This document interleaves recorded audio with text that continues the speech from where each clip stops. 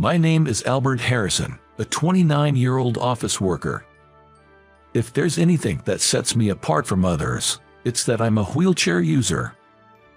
I began this wheelchair life due to an injury I sustained while mountain climbing back in my student days.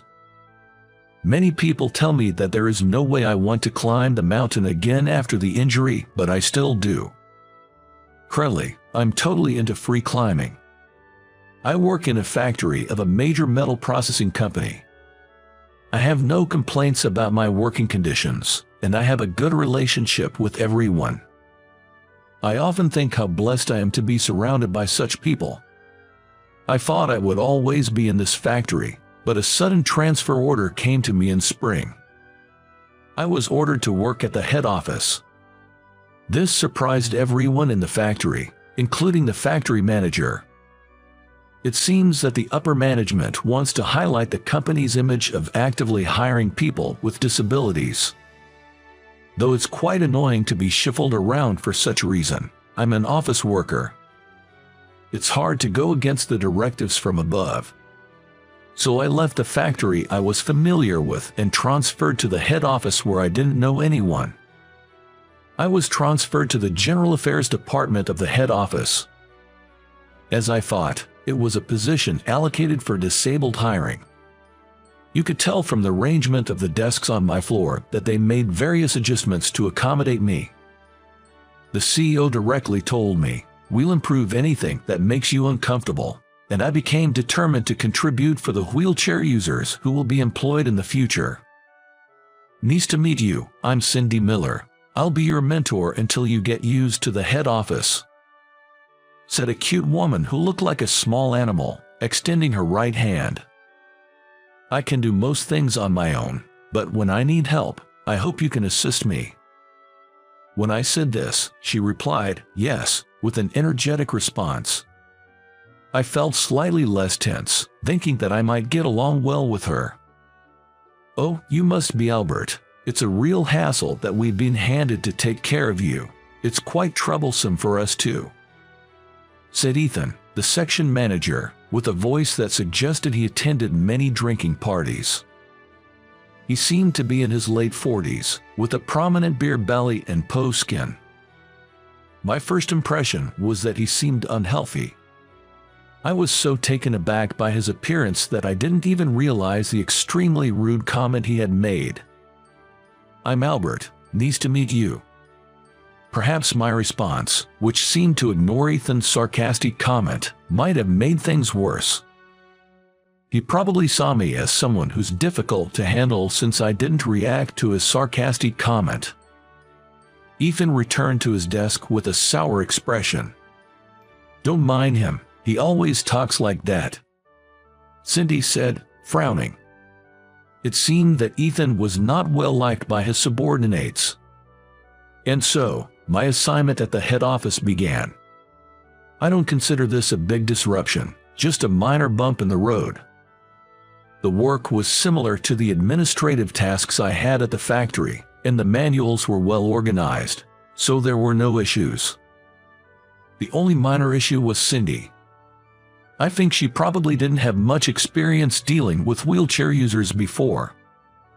She tended to treat me as someone special. Being overly considerate made me feel somewhat uncomfortable. "Oh, I'll get that for you," Cindy said as I was about to go and retrieve some document files. "It's all right, I can get it myself. If I can't do something, I'll ask for help," I told her. Upon hearing my words, she looked surprised. Seeing her expression, I realized that someone else must have said the same thing to her before. The next moment, her cheeks turned red, as if she was ashamed of her actions. "How about we go out for dinner tonight?" When I said this, Cindy responded with a "Pardon, I'm asking you out. Is that okay?" She looked surprised. "Sure," she said. After hearing her reply, I gripped the hand rims and pushed the drive wheels. My wheelchair moves smoothly as if it's an extension of me. At the filing cabinet, I turned back to the desk and saw Cindy looking worried. I gave her a small wave, "I'm fine" gesture. After work that day, I asked Cindy out for dinner. You know, I commute by car. Would you walk with me to the parking lot? We agreed to meet at the company's main entrance. She was waiting for me, looking a bit anxious. In my wheelchair, I naturally look up to her from a lower viewpoint. She had a different shade of lipstick on than she usually wore at work. She must have retouched her makeup. I was a little fascinated by the slight change in her profile. Not that I'm easily smitten. She's just that captivating. So, you drive? I've got a driver's license, but never drive, Cindy said, blushing. She wears her emotions on her face. She's a candid person. I can't help but find that appealing. Oh, you two are going out. Can you find a place where Albert can enter? You'd be up all night just looking for a place. Ethan, the department manager who happened to pass by, laughed out loud and made a sarcastic remark. He's always like this. Not just to me. He often says rude and discriminatory things to his subordinates.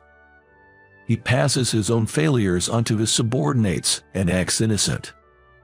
Ethan, who is the CEO's son-in-law, can be impolite and incompetent, but no one can say anything to him, as my coworkers told me. Sorry to worry you, Ethan, but I've researched places that are accessible for a date, I replied with a smile. Then, Ethan clicked his tongue in frustration. He must be annoyed that no matter what snide remarks he makes, it doesn't affect me. He quickly left with a displeased look on his face. I wonder if all he can do is make nasty comments. Cindy stuck her tongue out in disgust at Ethan's retreating figure. I was more intrigued by her cute gesture than Ethan's snide remark, and it made me smile a little. During our date, Cindy was constantly surprised, which I was satisfied with as the one who invited her. When I was getting in the car, she tried to help me fold my wheelchair. I quickly folded it before she could and placed it in the back seat, and she looked at me in surprise. The same happened when we arrived at the restaurant. She was surprised seeing me set up the wheelchair and transfer myself. You really can do anything. Most things, yeah, but there are things I can't do. And what do you do then? We were having this conversation on the ramp leading to the entrance of the restaurant we had reserved. Well, I asked for help. It's no shame in admitting what I can't do. Saying that, I opened the restaurant door and escorted her in. Cindy blushed slightly and said, "Thank you," with a smile. Nowadays, there are more places accessible for wheelchairs. When I make reservations at a place I'm visiting for the first time, I let them know I'm a wheelchair user. This way, the restaurant isn't caught off guard, and my companion doesn't have to feel awkward. The reserved table was a prime seat with a view of the beautifully lit-up English garden, which was the feature of this restaurant. Sorry for suddenly asking you out, but I thought it would be good if you, as my mentor, knew more about me. I apologized to her after we had placed our orders. And then it hit me. Sorry, do you have a boyfriend or something? I hope it will not cause any misunderstandings. If she had a man in her life, there was the risk of causing significant inconvenience. Seeing my sudden rush, Cindy burst out laughing. She laughed until she was in tears. Unfortunately, there's no such man, she said, wiping her tears. She explained that she found it hilarious that I was bringing this up now. Somehow, thanks to the laughter, I felt closer to her. And then she told me a secret she had never shared with anyone before. I too was once severely injured and was told that I might never walk again. I was taken aback by her unexpected confession. Cindy told me that she used to do paraequestrian. When she was in high school, she had a severe fall during training. At that time, the doctors had made such a prognosis. When I remember the despair I felt at that time, I still wake up at night, even now.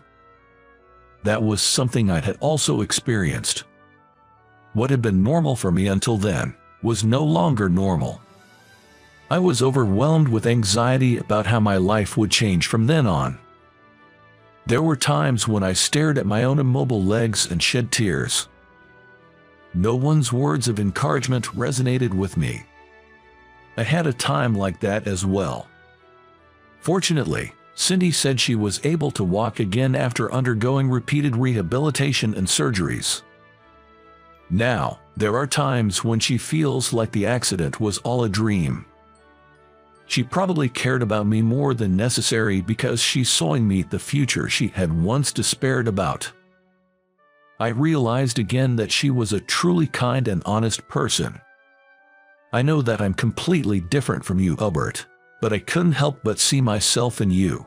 Cindy apologized, hanging her head. I shook my head, telling her that there was no need for her to apologize. Do you no longer ride horses? At my question, she nodded with a somewhat sad face. She said she had become too scared to do it. I see. So, about the next day off, I asked her out on a date for the next holiday. The long-awaited day off. I picked up Cindy in my car. I kept the destination a secret. I had shamelessly asked her to prepare a picnic lunch. Cindy smiled a little incredulously, saying, "You really have some nerve, Albert, so I think she must have prepared it." The car ride took us to a cliff located deep in the mountains. "Where is this?" Cindy looked up at the towering cliff in wonder. "Just watch as I climb that." At my words, Cindy's eyes widened. At the bottom of the cliff were my old mountaineering buddies, who had been with me even before I became a wheelchair user. They were helping me because I just couldn't give up on the mountains. "Are you sure this is safe, even though you said you can do anything?" "No, I'm fine, just watch." As she looked up anxiously, I climbed the rock swiftly with the support of my friends. When I reached the top and waved to her, she waved back with a face that looked like she might start crying any minute. To descend, I used a rope and a descender to get back to the ground in a jiffy. "See, it wasn't that bad, right? So why don't you give it another try? You want to ride, don't you? You actually do want to ride the horse." At my words, Cindy nodded, tears streaming down her face. She must have been holding it in for a long time. I believe it's not a lie that she felt fear towards horse riding. But above that, I think Cindy had distanced herself from horse riding because she was worried about causing concern to those who cared about her. She didn't want to worry her loved ones anymore. I couldn't give up climbing or mountain climbing. I think she must feel the same. "Albert, I feel like I can confidently tell my parents that I'm okay, that they don't have to worry." Cindy's face was a mess from crying, and her mascara was a little smudged, but she was still attractive and beautiful. About 2 weeks after I was transferred to the head office, a welcome party was arranged for me in the General Affairs Department. The location of the welcome party was a high-end sushi restaurant, a place I wouldn't normally set foot in. Sushi is my favorite food. I was looking forward to the welcome party. However, an incident occurred on the day. I arrived at the high-end sushi restaurant where the welcome party was held when everyone else had almost gathered. When I entered the restaurant, I could see a small set of stairs. I couldn't get to the stairs past the counter because the width of the wheelchair was in the way. The sushi chef also looked surprised when he saw me. Probably, he wasn't informed that a wheelchair user was coming. It's a high-end sushi restaurant. The service is supposed to be great. Normally, I wouldn't have had to struggle in a place like this. While I was wondering what to do, my boss, Ethan, came down the stairs with a grin on his face. "Oh, can't you get through there? That's too bad. You can't pass because you were on that thing." Cindy and a few of my colleagues behind me held their breath. Ethan seemed a bit drunk. He was laughing while loosening his sloppy tie. All right, since it's just that you can't pass, you should just crawl here. Ethan was laughing hysterically at his own words. The atmosphere in the place froze instantly. All I had on my mind was sushi, and honestly, I didn't even want to deal with Ethan. Come on, crawl over here. You said you wanted to eat sushi, didn't you? The one who snapped at this provocation was Cindy. She slipped past me and walked briskly towards Ethan. Then she grabbed Ethan's tie. Have some shame, you pig. Cindy growled in a low voice. Everyone there must have thought for a moment that they were hearing things. Ethan seemed a bit taken aback by Cindy's forcefulness. This is bad. It could turn into a brawl in the restaurant at this rate. I smiled at the chef. Then, I brightly asked the chef. Chef, I really want to try the sushi you make, but it seems I can't get in. Can you please prepare a special sushi roll for me to take out? The chef rolled up his sleeves and said, All right, leave it to me. Cindy shook off Ethan's tie as if she were throwing away something filthy and said, I want one too, please. Cindy and I left the welcome party venue with the special sushi the chef made for us. From what I heard from my colleagues, the welcome party without me, the guest of honor, felt flat and was as quiet as a wake. Everyone seemed to be glaring at Ethan while stuffing their faces with delicious sushi.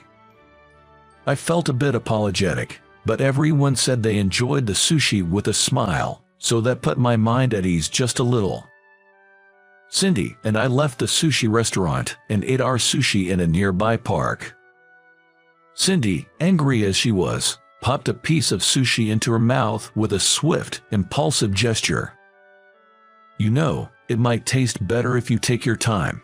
Shut up, I'm angry, she retorted. Watching her angrily stuff her face with sushi, I enjoyed my own gourmet sushi. It was probably a treat from the restaurant's head chef. There were more toppings than the usual premium sushi.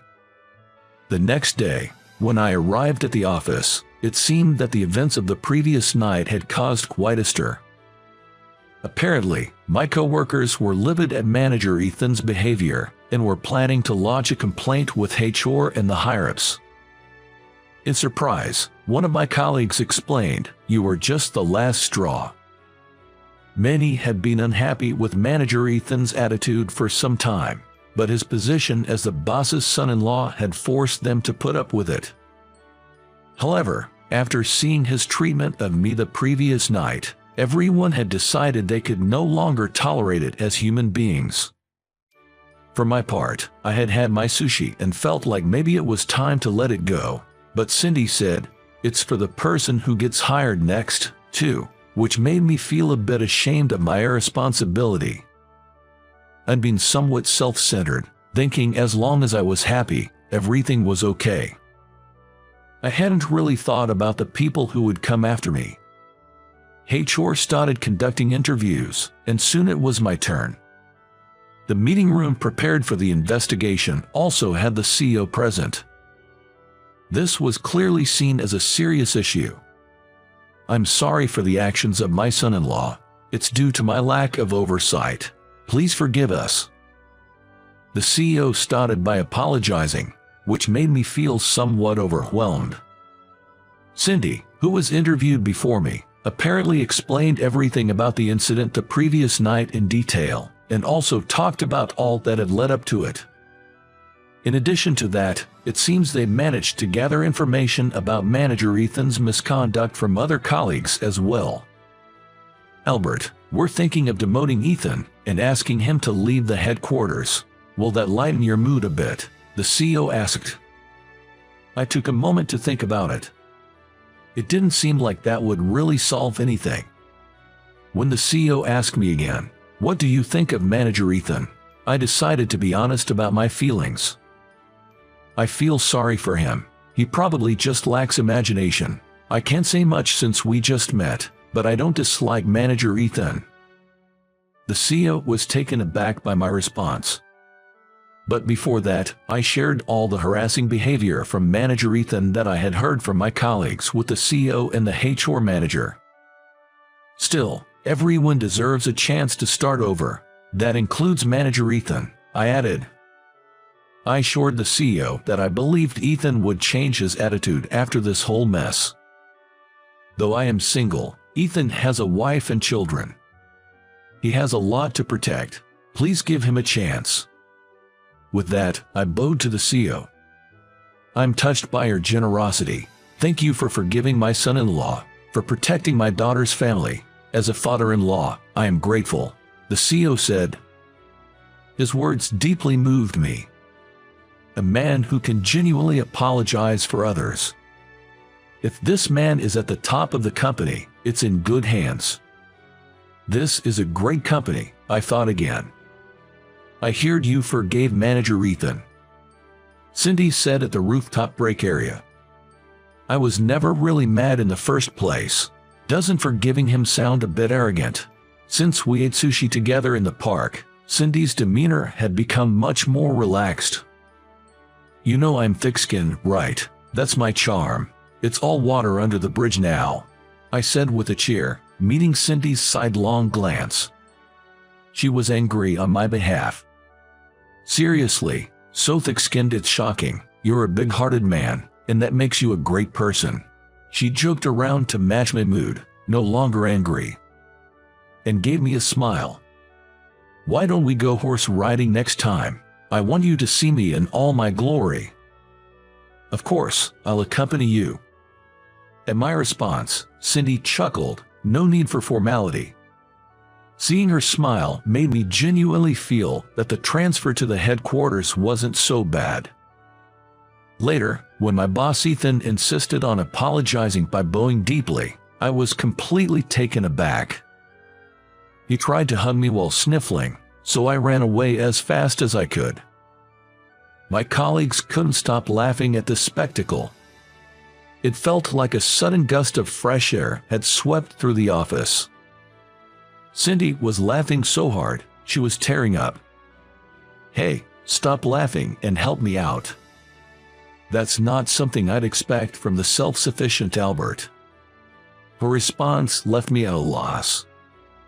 Ethan, still calling out Albert, wouldn't give up trying to hug me. If you'll make me your girlfriend, I'll help you. In a voice only I could hear, Cindy softly whispered this. She had a bold side that belied her appearance. That was part of her charm. Let's not just date, let's get married. At my response, Cindy, saying okay, stood up from her chair and placed herself in front of Ethan. Could you please not smear your snot on my future husband? Her comment made the whole department erupt in laughter. Well wishes came flying from all around.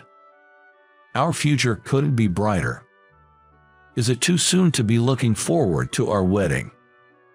What do you think? Subscribe the channel and it will give me the motivation to produce more. See you in the next video.